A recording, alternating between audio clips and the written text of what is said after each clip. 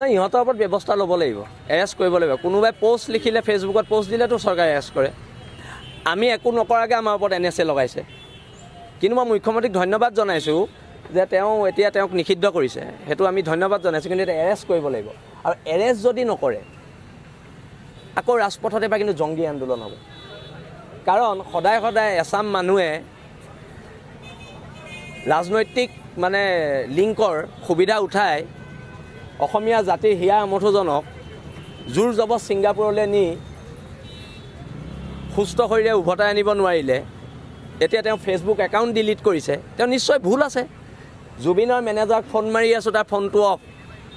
আৰু মই ব্যক্তিগতভাৱে কৈছোঁ, জুবিনৰ মেনেজাৰটোক ফেচবুক লাইভ কৰি পিটাৰ দায়িত্ব মই লৈছোঁ। তাক মাৰিম। তাৰ পাছত জেল হয়, কিবা হয় এইবোৰ হৈ থাকিব।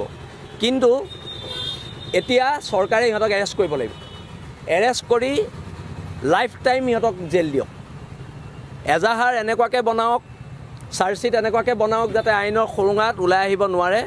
এৰেষ্ট কৰিব লাগিব, আৰু নহ'লে ৰাজপথত আকৌ ওলাম আমি।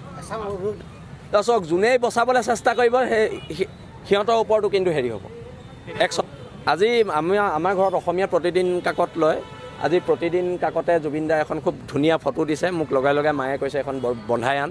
মই বন্ধাবলৈ আহোঁতে এতিয়া আপোনালোকক লগ পালোঁ। আৰু জুবিন দা আচলতে ভগৱান হয়। মই পুনৰ কৈছোঁ, ভগৱানৰ মৃত্যু নহয়।